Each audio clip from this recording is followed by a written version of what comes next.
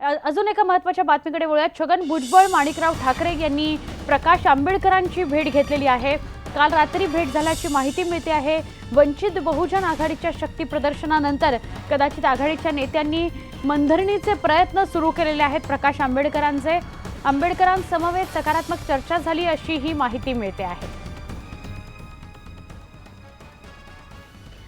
आमचे प्रतिनिधी सागर कुलकर्णी यांच्याकडून अधिक जाणून घेऊया। सागर, प्रकाश आंबेडकर किंबहुना वंचित बहुजन आघाडीने शक्ती प्रदर्शन केल्यानंतर असं वाटतंय की छगन भुजबळ किंवा राष्ट्रवादी काँग्रेस आणि काँग्रेसला जाग आली आणि प्रकाश आंबेडकरांकडे पुन्हा एकदा चर्चेसाठी हा पक्ष गेलाय?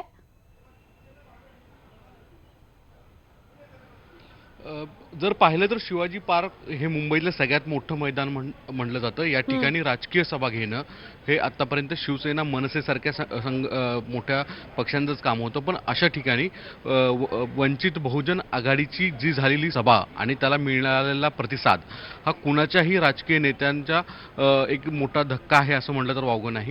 त्याच्यामुळेच कदाचित आघाडीतले जे मित्रपक्ष आहेत, माणिकराव ठाकरे असतील आणि छगन भुजबळ असतील, यांनी प्रकाश आंबेडकरांची रात्री उशिरा भेट घेतल्याची सूत्रांची माहिती आहे। विशेष म्हणजे आघाडीच्या बाबत प्रकाश आंबेडकरांनी सभेमध्ये स्पष्ट सांगितलेलं आहे की RSSच्या बाबत संविधानाच्या चौकटीमध्ये मसुदा तयार केला जावा आणि तो जोपर्यंत येत नाही तोपर्यंत शेवटपर्यंत आम्ही काँग्रेसची वाट बघू आघाडीत जाण्याबाबत।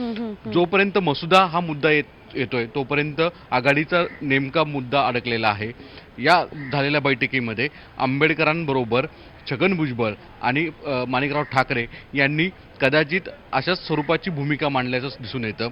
पण एक अडचण सगळ्यात यातली महत्त्वाची अशी आहे की साधारणतः 14 उमेदवार प्रकाश आंबेडकरांनी राज्यातल्या वेगवेगळ्या लोकसभा मतदारसंघातले जाहीर केलेले आहेत।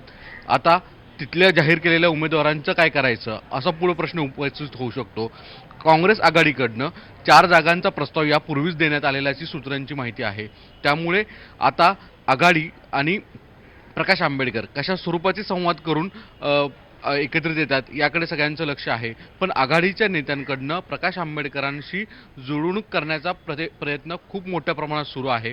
कारण की जर प्रकाश आंबेडकरांच्या उमेदवारांना मतं जर पडली तर त्याचा फटका हा आघाडीच्याच उमेदवाराला बसेल हे सरळ सरळ दिसून येतं। त्यामुळे आघाडीचे नेते अस्वस्थ आहेत। प्रकाश आंबेडकरांशी जुळवून घेण्याचा प्रयत्न सुरू आहे। नक्की सागर, धन्यवाद आपण ही सविस्तर माहिती दिल्याबद्दल।